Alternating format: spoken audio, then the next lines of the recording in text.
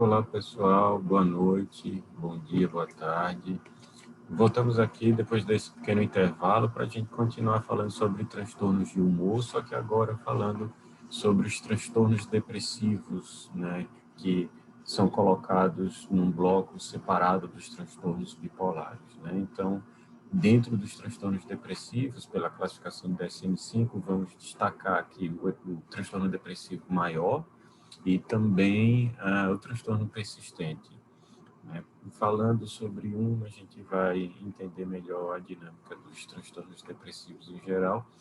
Então, quando a gente fala transtorno depressivo maior, a gente se refere ao que conhecemos como depressão, né? Depressão, que é um problema de saúde pública, que tem uma prevalência ao longo da vida de cerca de 15 a 16% da população geral, cuja média de idade de início do quadro se dá por volta dos 27 anos, mas há uma tendência dessa idade vir a cair, né?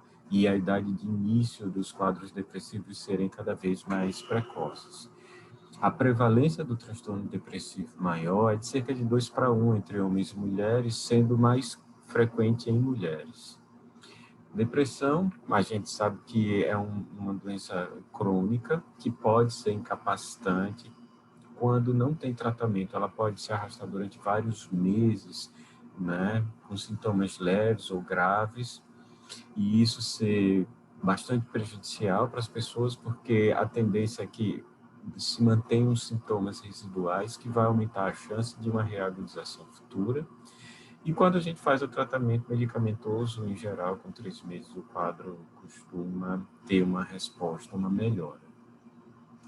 Esse gráfico a gente divide em duas partes. Numa primeira parte, a gente percebe a questão da recorrência do quadro depressivo, que em 6 meses acontece em cerca de 25% das pessoas que apresentaram o primeiro episódio depressivo, e em cerca de 5 anos, mais da metade das pessoas que tiveram o primeiro episódio depressivo, ao longo de 5 anos, a partir daí, elas vão desenvolver um segundo episódio depressivo. E 15 anos após o primeiro episódio depressivo, a gente pode observar que 85% das pessoas vão ter recorrido, vão apresentar uma recorrência desse quadro depressivo. Do outro lado, nós temos duas colunas que falam sobre o número de episódios, que isso mostra que uma pessoa que teve um primeiro episódio depressivo, a tendência dela ter um segundo episódio é maior do que a pessoa que não teve nenhum episódio depressivo e desenvolveu o primeiro. Depois de 2 episódios depressivos, né, há uma tendência em 70% de chances de haver uma recaída, uma recorrência. E quando a pessoa tem 3 episódios depressivos, acho que é mais de 90% de chance dessa pessoa vir a desenvolver um outro quadro depressivo. Então, o que a gente observa com isso é que ao longo dos anos, né, a partir do primeiro episódio depressivo, a chance de você ter um novo episódio depressivo aumenta muito, e num acompanhamento de 15 anos, 85% das pessoas vão ter um segundo episódio depressivo, pelo menos. E aquelas pessoas que têm alguns episódios depressivos, mais de um episódio depressivo, têm muito mais chances de desenvolver um terceiro, um quarto episódio depressivo, e por conta disso, aquelas pessoas que passaram dois, estão no terceiro episódio depressivo, daí em diante, como a chance de ter um novo episódio é tão grande, né, 90%, não se indica nem parar o tratamento, é a pessoa fazer um tratamento continuado, né, para evitar um novo episódio, a ocorrência de um novo episódio. Então, a depressão, ela tem também uma relação multifatorial, é um quadro que tem interação entre questões biológicas, psicológicas e sociais. Então, pessoas que têm uma determinada vulnerabilidade genética, quando expostas a eventos estressantes, principalmente fatores traumáticos no início da vida, né, elas tendem a ficar mais vulneráveis ao desenvolvimento de quadros depressivos quando adultas, né, e com problemas de relacionamentos, perdas, né, elas ficam mais suscetíveis ainda a apresentar o desenvolvimento desse quadro. E uma pessoa que leva uma vida pouco regrada, com a má alimentação, não dorme bem, faz uso de álcool, outras drogas, também tende a ter mais quadros depressivos. Então, a gente pode comentar que a depressão ela tem uma característica de herança genética, mas com influência de fatores ambientais que são determinantes.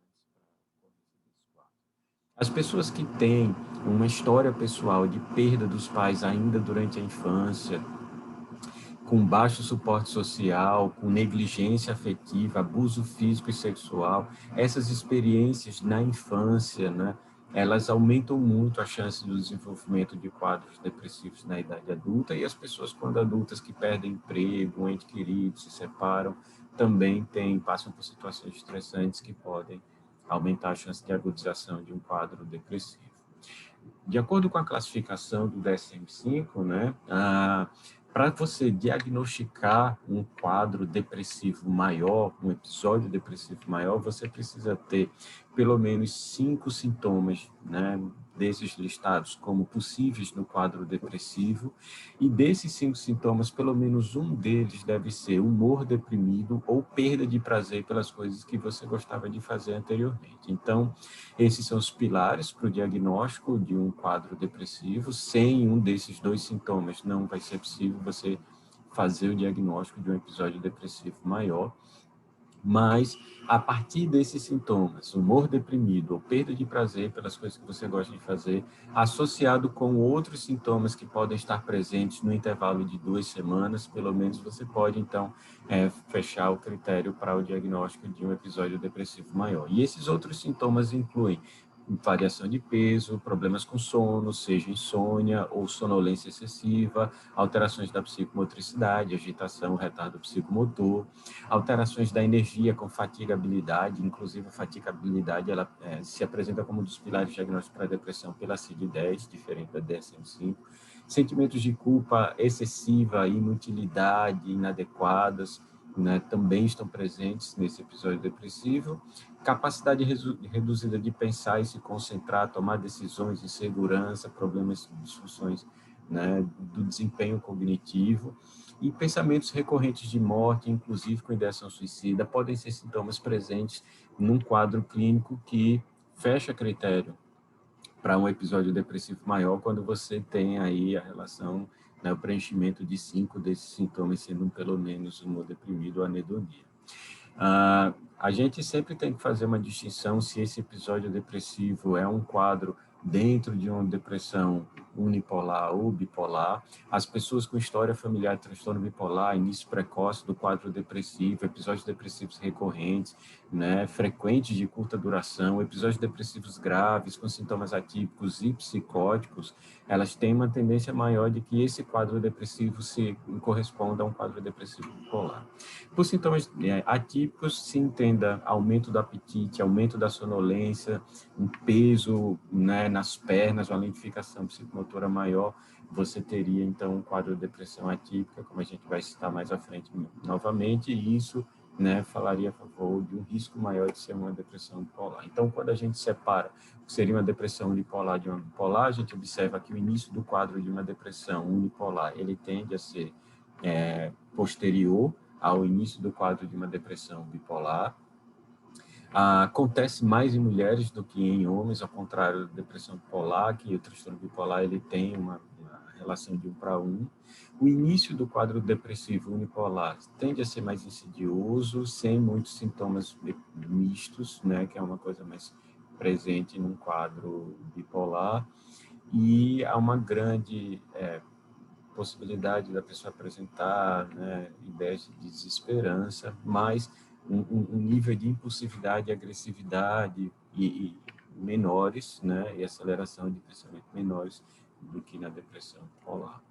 Quando a gente fala, então, dos quadros depressivos, das síndromes depressivas, né, vamos colocar assim, a gente vê que há várias formas diferentes desse quadro clínico se manifestar. Dentro desses critérios diagnósticos, há variações das manifestações clínicas, e as principais formas de apresentação das síndromes depressivas são de um tipo melancólico, com muitos sintomas somáticos, atípico, como a gente acabou de citar, que seria muito mais comum seria mais comum de você ter esse quadro atípico do que o melancólico, E também há uma possibilidade maior desses pacientes com depressão atípica virem a ter um quadro bipolar futuramente diagnosticado.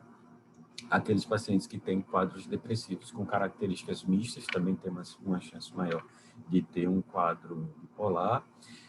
Aqueles pacientes com características ansiosas também vão formar um quadro específico de síndrome depressiva, e a síndrome depressiva pode se manifestar também com quadro psicótico, catatônico, ou no período próximo ao parto, né, durante a gestação ou pós-parto, que também pode falar a favor aí de características bipolares, enfim, mas muito quando associado a sintomas psicóticos, principalmente, né? Então, quando a gente fala em depressão melancólica, como colocamos, essa depressão melancólica, aquela depressão somática, ela é um quadro comum em idosos, né? Ela pode vir recheada principalmente por essa sensação de perda de prazer pelas coisas que você gosta de fazer normalmente.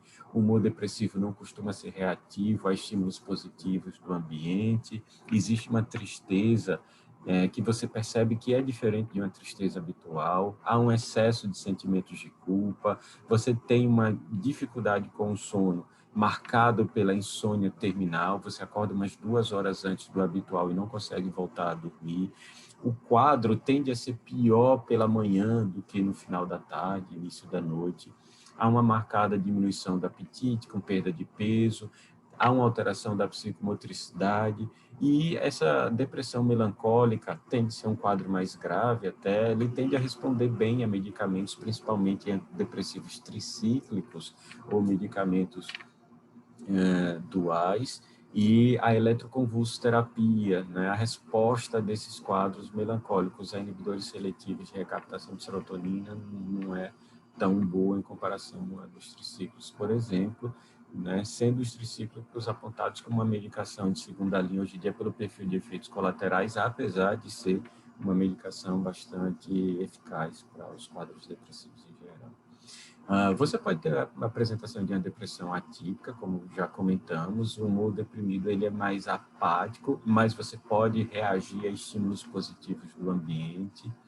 Em geral, nesses quadros, há um aumento do apetite, aumento do peso, uma sonolência excessiva, você dorme 2 horas a mais do que o seu habitual, ou dá, em geral, mais de 10 horas de sono por dia, uma falta de energia acentuada, com peso nas pernas, uma sensação de que você está carregando um peso muito grande, e uma grande sensibilidade à rejeição interpessoal. Esse quadro atípico é comum, e a gente também pode desconfiar um pouco mais do risco de ter um quadro bipolar associado, mas também ele se faz presente nos quadros depressivos maiores unipolares, né? Depressão com características mistas também pode se apresentar nos quadros depressivos maiores unipolares, mas são quadros que tendem a ter um risco maior de ter história familiar, de bipolaridade, tende a ser um quadro com início mais precoce do que um quadro melancólico, por exemplo. Tem características de serem episódios depressivos altamente recorrentes, né, maior frequência, tende a ter uma dificuldade maior para responder ao medicamento, e os pacientes com esse quadro vão se caracterizar pelo quê? Por uma maior ativação. Então, eles estarão deprimidos, mas ficarão mais distraídos, maior desatenção. Eles estão deprimidos, mas o pensamento aparece em grande quantidade, com muita preocupação, com um pensamento mais acelerado. São pessoas que, mesmo deprimidas, elas podem falar mais, mas, em geral, conteúdo negativo, ficam ranzinzas, reclamonas, resmungando, né, reclamando muito. Pode haver um aumento de impulsividade, apesar do quadro depressivo, e a pessoa se engajar em uso de álcool, drogas, comer compulsivo, né, de uma maneira mais impulsiva, você se envolver com situações, enfim, fazer uma coisa que depois você para pensar no que você está fazendo, se arrepende, há uma tendência de abusar de medicamentos porque você tem uma certa urgência de melhorar desse desespero que você sente, porque essa sensação de estar deprimido e ao mesmo tempo ativado dá um desespero muito grande, a pessoa sente um sofrimento muito grande, uma dor muito grande, ela sente que esse quadro é muito doloroso para ela. Tem aqueles quadros também que a depressão vem associadas a características ansiosas, a pessoa fica tensa, hipervigilante, com muito medo, uma sensação de perda de controle. Elas se sentem cansadas facilmente por conta dessa tensão que elas apresentam o tempo inteiro. Isso pode prejudicar a sua concentração, porque ela fica tão preocupada com as coisas, tem tanto medo que aconteça algo ruim, parece que algo ruim está prestes a acontecer o tempo inteiro, que elas não conseguem se concentrar nas coisas que estão fazendo. Tem uma certa diferença aí daquelas características mistas, né? Você tem uma desatenção por preocupação, você tem uma preocupação excessiva que pode se confundir com um pensamento acelerado, mas são ruminações de preocupação que acontecem nessas características ansiosas, e o paciente sempre está muito inseguro, tem dificuldade de tomar decisões, porque ele está com medo das consequências da decisão que ele pode tomar, medo de perder o controle, de que algo ruim venha acontecer, e aí ele fica com esse desconforto, essa insegurança, esse medo, essa preocupação em excesso. A gente tem, né, um quadro que, além desse quadro depressivo maior que a gente falou, que acontece pelo menos 2 semanas para você fechar o critério diagnóstico de humor deprimido ao longo do dia, quase todos os dias, durante pelo menos 2 semanas, mas há quadros depressivos que eles podem ser prolongados e eles podem durar anos, se arrastarem por anos. Quando você tem um quadro depressivo que se arrasta por anos, por pelo menos 2 anos, você vai configurando um quadro que não chama de episódio depressivo maior, mas de transtorno depressivo persistente. E esse quadro de transtorno depressivo persistente pode se dividir em 3 formas principais. Você tem um subtipo distímico, que é aquela pessoa que tem sintomas depressivos que não fecham o critério para um quadro depressivo maior, mas isso vai se arrastando ao longo de anos e causa um certo prejuízo na vida da pessoa também. Ela pode ter problemas também de ser muito mal-humorada, irritada, problemas de relacionamento, a tendência a isolamento, dificuldade de sentir prazer, mas não é de uma maneira tão intensa que feche critério para um episódio depressivo maior, e isso vai se arrastando durante anos. Mas você pode ter um quadro que fecha critério para um episódio depressivo maior, mas que também se arrasta por mais de 2 anos, e antigamente se chamava isso de depressão crônica, e hoje faz parte do transtorno depressivo persistente, subtipo depressão maior persistente. E um outro quadro que também pode se encaixar aqui é o que antigamente se chamava de depressão dupla, que é quando você tem um quadro tipo distímico, né, aqueles sintomas leves que se arrastam durante anos, mas intercalado, né, com isso, ou ao longo desse período de distimia que você apresenta, você tem episódios em que você marca um diagnóstico de depressão maior, né? Você fecha critério para um episódio depressivo maior, bem definido, e antigamente se chamava isso de depressão dupla, hoje essa condição também está agrupada no transtorno depressivo persistente. Então, com isso, a grosso modo, a gente divide os transtornos depressivos maiores naquele que você tem um episódio depressivo maior bem determinado, e um quadro que se arrasta por muito tempo, que você tem um transtorno depressivo persistente, que pode ser com sintomas mais leves, sendo um quadro distímico, ou pode ter quadros que fecham o critério para depressão maior, mas nesse caso, uma depressão crônica ou uma depressão dupla associada a um quadro distímico de base, né? Então, todos eles foram agrupados nessa condição, transtorno depressivo persistente. De qualquer forma, a gente precisa lembrar que os pilares que sustentam o quadro depressivo para o diagnóstico são o humor depressivo e a anedonia, que é essa perda de prazer pelas coisas que você costuma gostar, né, anteriormente do episódio depressivo se manifestar. E com isso é interessante porque quando você apresenta uma anedonia, há uma tendência de você se isolar, deixar de fazer as atividades, porque você antecipa que aquela atividade não vai ser prazerosa. Então, você não só tem uma dificuldade maior de experimentar prazer nas situações que você vivencia, como também você não consegue vislumbrar prazer em atividades que você, porventura, viria a realizar, então você nem tenta.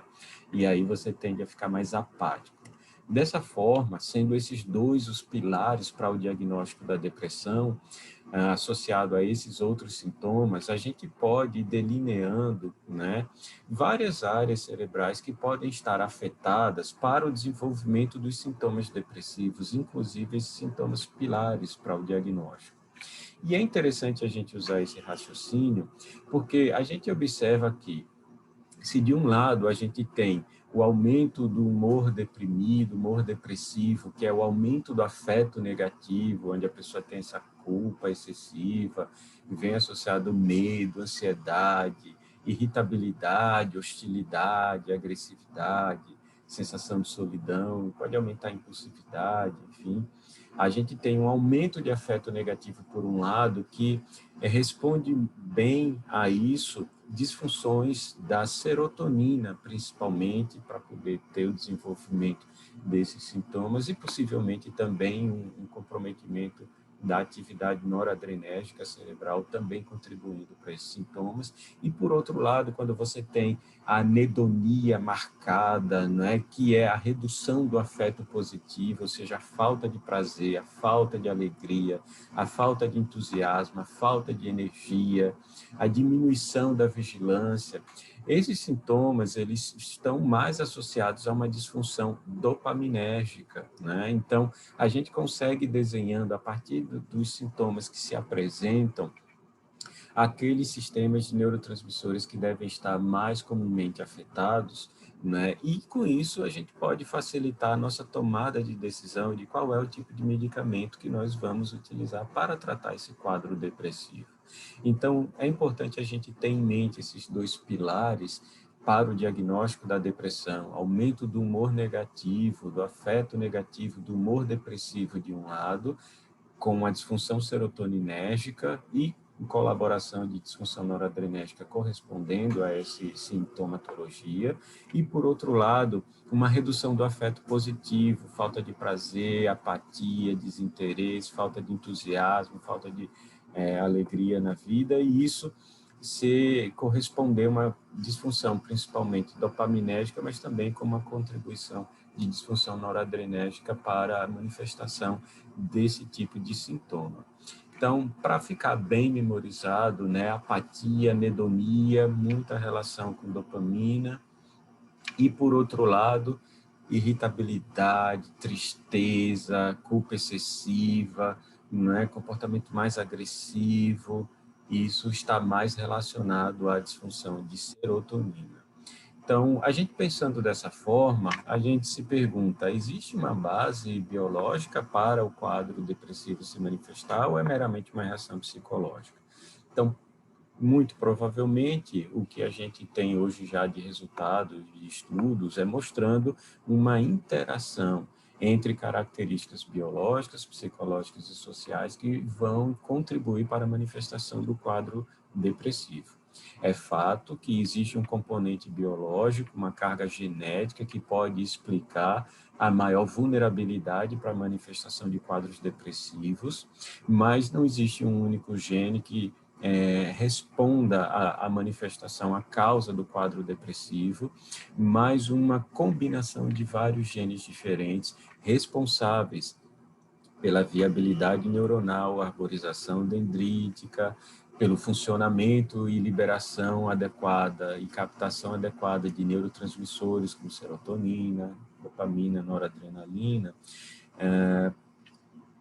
e características genéticas que também vão modular uma maior capacidade de lidar com o estresse ou uma maior vulnerabilidade, produção de hiperativação do eixo do estresse e maior risco de apoptose neuronal, a gente então vai desenhando essa relação entre carga genética e influência do ambiente, formando o que a gente chama de epigenética dos quadros psiquiátricos, onde a depressão também tem essa carga. Para se ter ideia, vários genes já foram identificados como relacionados a mecanismos fisiopatológicos que vão contribuir para a manifestação de sintomas depressivos, muitos deles relacionados a um mau funcionamento dos neurotransmissores e viabilidade neuronal, como a gente citou, e inclusive, né, apresentando uma maior vulnerabilidade para a manifestação de maior atividade inflamatória nesse corpo, né, que se deparou com situações estressantes e ativaram essa cascata de inflamação. Cascata de inflamação essa que pode ser ativada por uma hiperfunção, uma hiperativação do eixo do estresse, hipotálamo, hipófise adrenal, e que tudo isso vai corroborar para um prejuízo na quantidade de fator neurotrófico derivado do cérebro e fatores neurotróficos que vão manter a viabilidade neuronal. Então, o que a gente pode observar com isso? De certa forma, os quadros depressivos, eles acontecem, né, por essas anormalidades, e também, né, a boa notícia é que medicamentos antidepressivos podem ajudar a reverter essa situação. E já se constatou hoje em dia que o uso, né, bem-sucedido de medicamentos antidepressivos ajuda a restituir a quantidade de fator neurotrófico derivado do cérebro, que ajuda a manter a viabilidade neuronal, diminuir a apoptose neuronal, manter a viabilidade, né, da arborização dendrítica, da conectividade entre os neurônios. Isso daí já se mostrou que os antidepressivos conseguem melhorar, porque os antidepressivos muitas vezes vão dar uma apaziguada nessa hiperatividade do eixo hipotálamo, hipófise adrenal, vão diminuir essa resposta ao estresse, vão diminuir, por exemplo, os níveis de cortisol e vão ajudar a diminuir as citocinas pró-inflamatórias que estão elevadas em quadros depressivos, né, em episódios depressivos. Então, se por um lado o estresse crônico, né, está associado à diminuição de BDNF, que acontece, que está presente em quadros depressivos graves, né, e se por um lado a gente tem um aumento de citocinas, ativando o eixo hipotálamo e hipófise adrenal, que aumenta cortisol, que vira esse círculo vicioso, e isso gera os sintomas, né, do quadro depressivo. Inclusive, por outro lado, a gente tem aquela resposta, né, do quadro depressivo com antidepressivos e melhorando, inclusive, o cortisol. Mas isso não acontece em todos os quadros. Existe os pacientes mais graves e principalmente aqueles com quadros depressivos melancólicos, em que você faz um teste de supressão do cortisol com a corticóide, a dexametasona, e você não tem uma resposta adequada com redução do cortisol. Isso mostra, né, um quadro mais grave, uma tendência de se associar mais comportamento suicida, uma tendência de haver mais sintomas psicóticos nesses pacientes, né? Então, se você faz uma avaliação, seria um quadro com uma gravidade biológica maior, né? Então, esses pacientes teriam essa dificuldade. Então, a gente observa que esse aumento de citocinas inflamatórias vão levar a uma toxicidade neuronal e uma morte, né, neuronal.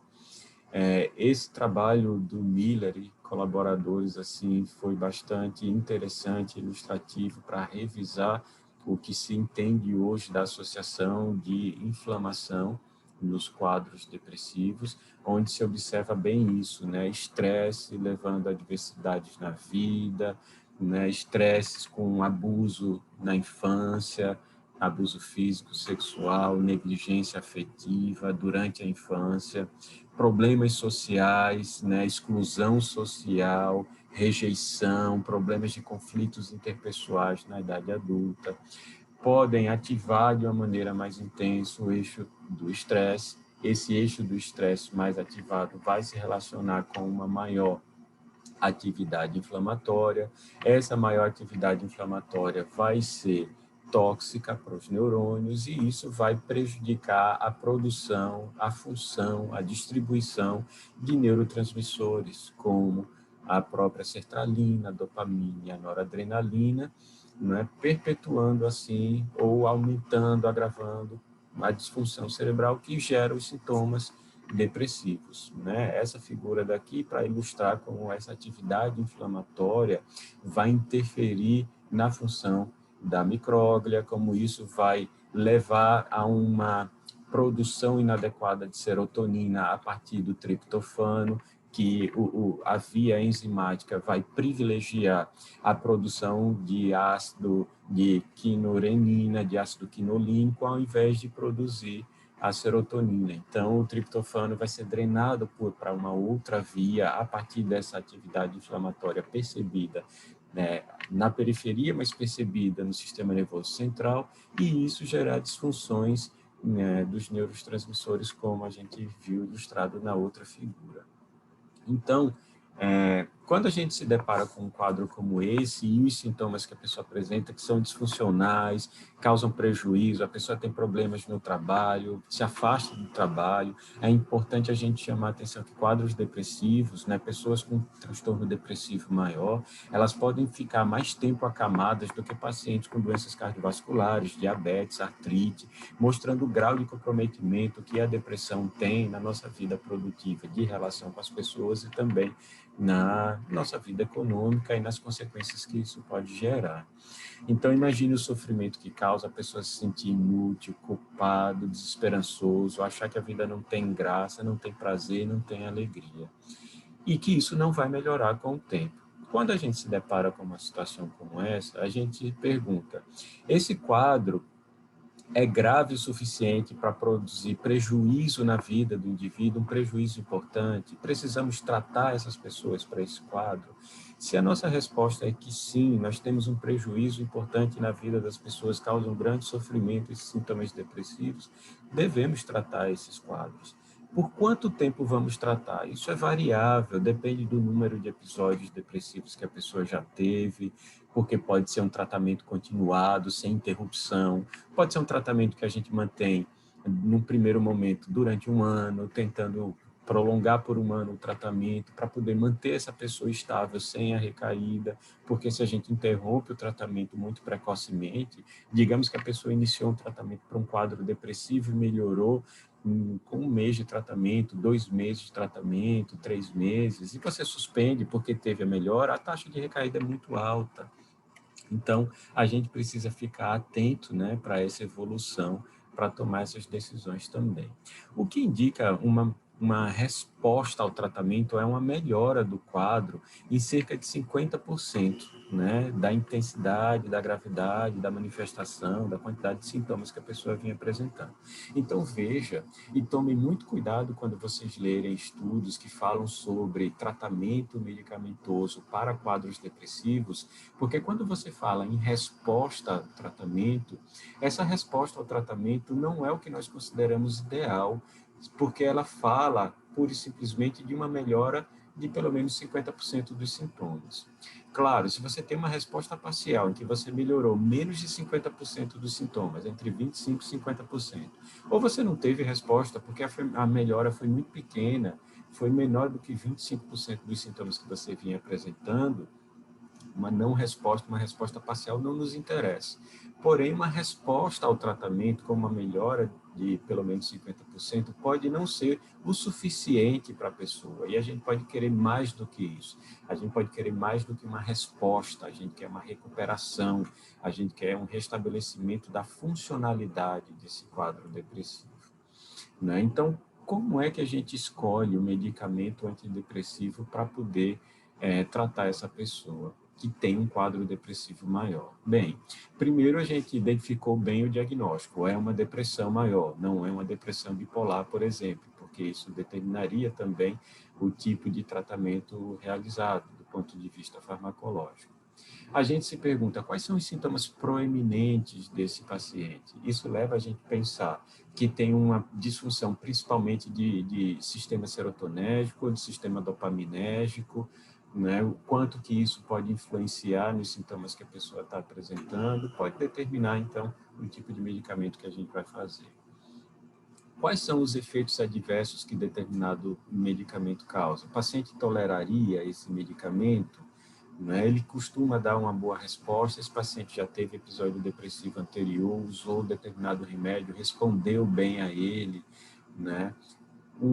Você que está prescrevendo essa medicação tem familiaridade com esse medicamento que você selecionou, né? O paciente apresenta comorbidades, né? Transtornos de ansiedade, por exemplo, problemas com álcool, insônia, né? Que a gente precisa pensar num determinado perfil de medicamento que pode ser melhor do que outro para esse paciente. Quais tratamentos anteriores, afinal, ele já fez e quais foram os que funcionaram e os que não funcionaram? Qual é a faixa etária desse paciente? A gente sabe que alguns antidepressivos não devem ser usados em idosos, né? E alguns antidepressivos devem ser evitados em adolescentes, porque também não costumam ajudar tanto o quadro e pode apresentar um perfil de efeito adverso pouco favorável para esses pacientes, né? Às vezes ajuda também a gente investigar a história familiar desse paciente. Tem outras pessoas na família afetadas pelos quadros depressivos também. Esses outros familiares, esses parentes, são parentes próximos, esses parentes usaram que medicamentos? Eles melhoraram com quais medicamentos? Às vezes, né, a gente pode ter indícios de qual medicamento escolher, também baseado no medicamento que aquele familiar do nosso paciente usou e foi bem sucedido, porque pode haver uma associação genética para também o tipo de resposta que esse paciente apresenta. Aqui é a famosa curva de Kupfer, mostrando como evolui o tratamento do quadro depressivo, né? Como a gente já falou, resposta pode corresponder a uma melhora de 50% dos sintomas, mas isso pode não ser tão interessante. O nosso objetivo é uma remissão total dos sintomas para a gente poder delimitar bem, né, uma melhora, um retorno à normalidade do paciente em relação ao quadro anterior à depressão. Segurar esse tratamento nessa resposta ideal que trouxe o paciente para a normalidade, para poder ele atingir o que nós chamamos de recuperação, e assim a gente diminuir o risco de recaída, né, no quadro desse paciente. Então, o que essa figura nos ilustra é que nós não podemos nos satisfazer com uma resposta, simplesmente, a gente deve buscar a remissão do quadro.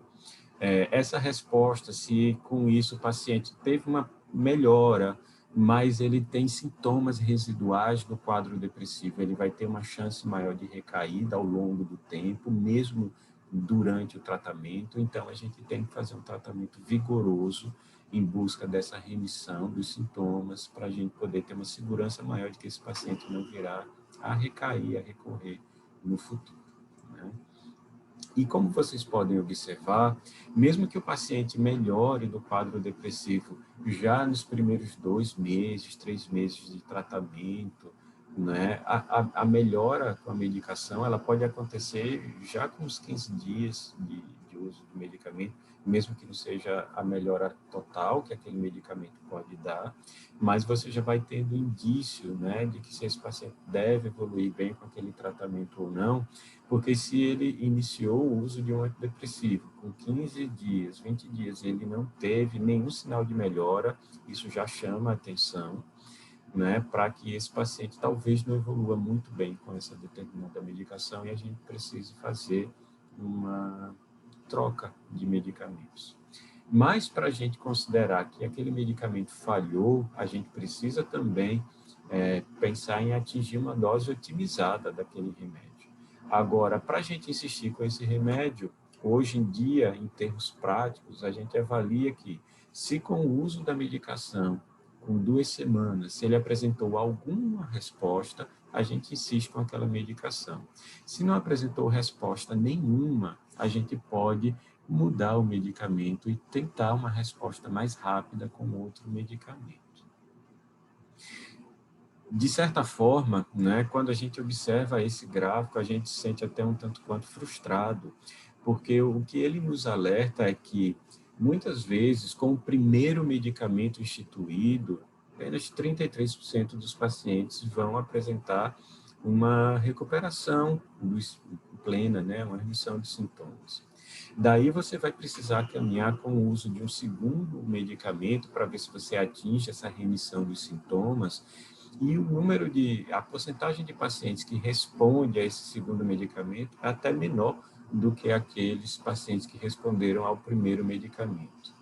E a gente vai observando que, se você faz um medicamento, o paciente não atinge a remissão, você tenta trocar para atingir a remissão com o segundo medicamento, ele não atinge a remissão, você troca por um terceiro medicamento para atingir a remissão, e ele não atinge, no final das contas, depois de você tentar, ao longo de um ano, né, 4 medicamentos diferentes, em busca dessa remissão total dos sintomas, você só vai conseguir isso em 2/3 dos pacientes, e 1/3 desses pacientes ainda vai continuar com sintomas residuais. Então, observe que você pode ter uma resposta, né, com a primeira medicação, essa resposta pode evoluir para uma remissão total do quadro, mas a porcentagem de pacientes que respondem, que remitem completamente do quadro ao primeiro medicamento é uma quantidade baixa. E a gente ainda está em busca de um tratamento medicamentoso ideal que pudesse restabelecer mais rapidamente e mais plenamente, né, o quadro clínico do paciente, ao ponto dele se sentir tão bem quanto antes de ter o episódio depressivo maior. Então, o que acontece é que a gente tem que tomar muito cuidado com esses sintomas residuais, porque eles são um prenúncio de recaída, né, de um quadro depressivo agudo futuro. E os mais comumente encontrados são problemas com sono, problemas com fadiga, sintomas físicos, dor, problemas com concentração e falta de interesse pelas coisas. Então, a gente tem que perseguir muito a melhora desses sintomas em busca de uma maior estabilidade dos nossos pacientes depressivos. E quando a gente vai fazer um tratamento, né, para esses pacientes com depressão, uma coisa que a gente leva em consideração na tomada de decisão da escolha do tratamento é em relação à gravidade desse quadro depressivo.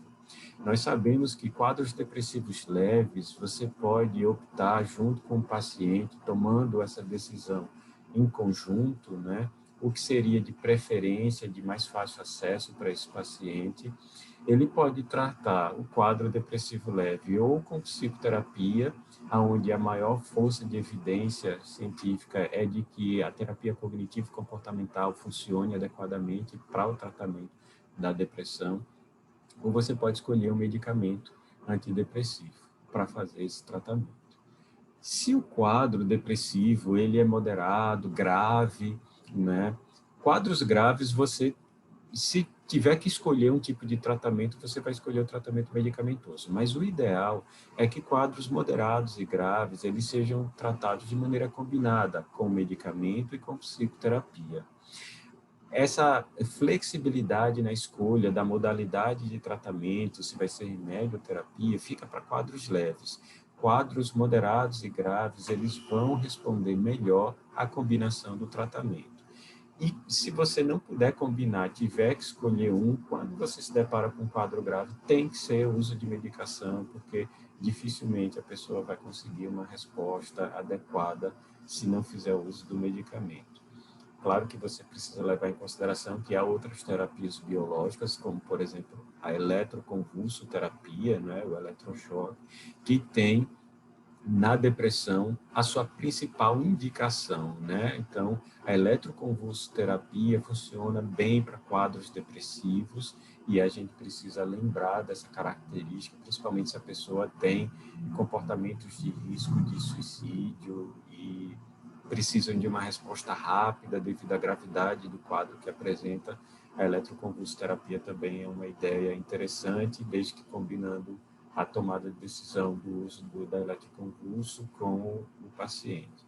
Quadros estuporosos, com sintomas catatônicos, tendem a ter uma resposta boa também com a eletroconvulso. Mas, de qualquer forma, a grosso modo, o que nós precisamos saber é que quadros moderados a graves, a gente precisa, idealmente, da combinação de medicamento e psicoterapia, ou escolher preferencialmente o medicamento para tratar esses quadros, porém quadros leves podem ser tratados exclusivamente com psicoterapia. E quando a gente fala tratamento farmacológico da depressão, quais medicamentos a gente costuma usar? A primeira linha de tratamento é feita com os inibidores seletivos de recaptação de serotonina, nos quais se incluem citalopram, escitalopram, fluoxetina, paroxetina, sertralina, fluvoxamina, que não está aqui nessa tabela, né? E são medicamentos que funcionam bem para quadros leves, moderados, mas quando nós nos deparamos com quadros graves, né, os duais, inibidores de recaptação de serotonina e noradrenalina, como a venlafaxina, além do antigo tricíclico, como a amitriptilina, né, costumam funcionar melhor para quadros mais graves. Bem, nos deparando com quadros leves, moderados, nos quais a gente escolhe um inibidor seletivo, se a gente vai optar por um ou outro, vai depender daquelas características que a gente falou, né? O perfil de efeito colateral dos medicamentos, por exemplo, a fluoxetina tende a ser uma medicação muito ativadora e provocar um pouco mais de ansiedade no início do quadro, tratamento, né? É uma medicação que pode atrapalhar o sono. Já a paroxetina é uma medicação que tem um alívio para a ansiedade melhor, né? Uma medicação que tende a provocar mais sonolência e é uma medicação que pode se associar até mais aumento do apetite, diferente da fluoxetina, que se associa à diminuição do apetite. Então, a gente tem que ver quais são as características, né, do paciente. Se é um paciente idoso, é um paciente polimedicado, a gente pode dar preferência pelo escitalopram, que tem um perfil favorável de interação medicamentosa, interage pouco com outros medicamentos, tem poucos efeitos adversos, é uma medicação que funciona bem para depressão e ansiedade. A gente pode usar o escitalopram em casos assim. Normalmente, quando a gente vai fazer o tratamento de quadros depressivos, obviamente a gente começa com doses menores e a depender do grau de resposta que essa pessoa teve com aquela medicação, a gente investindo naquele medicamento pode otimizar a dose até as doses máximas que esse medicamento pode ser prescrito para a gente então avaliar se ele teve ou não teve uma resposta adequada com determinado medicamento para esse quadro depressivo. Bem, e se a gente for, a gente está lidando com um paciente com um quadro mais grave, usar um dual, a venlafaxina é uma excelente opção, mas tem que levar em consideração que doses mais altas podem se associar a um aumento de pressão arterial, a mesma coisa acontecendo com a duloxetina. Às vezes tem pacientes com duloxetina que sentem muita náusea no começo do tratamento. Já pacientes que usam venlafaxina, desvenlafaxina também, mas em menor intensidade que a venlafaxina, e fazem uso irregular do medicamento, eles podem passar muito mal com os sintomas de retirada, porque esqueceram de tomar remédio um dia ou dois, né? Então, como é um tratamento longo prazo, a gente pode ter dificuldade de adesão ao tratamento, caso o paciente fique passando mal quando esquece de tomar, a hora de tomar, ou às vezes isso pode ser até disciplinador e o paciente ficar com tanto receio de passar mal que não esquece jamais de tomar aquele determinado medicamento como a venlafaxina para não ter o efeito colateral. Na verdade, esse sintoma de retirada que a pessoa apresentaria por não ter tomado a medicação no horário, no dia adequado. A mirtazapina, que é uma medicação que tem uma característica interessante, ela aumenta o apetite, ela aumenta a sonolência, né? É uma medicação muito boa também para aliviar sintomas ansiosos. Ela também é uma medicação que tem um efeito antiemético, então quando o paciente está muito nauseado, sem querer comer, a mirtazapina pode ser uma boa opção. Inclusive, ela é uma medicação que contribui para melhorar os sintomas de náusea e vômito de pacientes sem quimioterapia, então pode ser uma boa opção para pacientes com quadros como esse. Pacientes que estão com diminuição de apetite, perda de peso pelo próprio quadro depressivo vão se beneficiar do uso da mirtazapina, porque ela vai aumentar o apetite e o ganho de peso, e a pessoa assim pode recuperar o peso adequado. Então, o perfil de sintomas que a pessoa apresenta, né, podem se beneficiar de alguns efeitos adversos que os medicamentos que são listados como primeira linha de tratamento para quadros depressivos podem apresentar e fornecer. Então, a gente fica atento para essa situação. Então, recapitulando, quadro depressivos, transtorno depressivo maior é um transtorno comum na população em geral. Ele tende a ser um transtorno crônico, recorrente ao longo dos anos. Quanto maior sua recorrência, maior a chance de novos episódios. Então, chega a um ponto que a gente pode precisar de tratamento continuado. E esse tratamento continuado, ele pode explorar diferentes classes medicamentosas, e isso também dependendo da gravidade dos sintomas que nós apresentamos.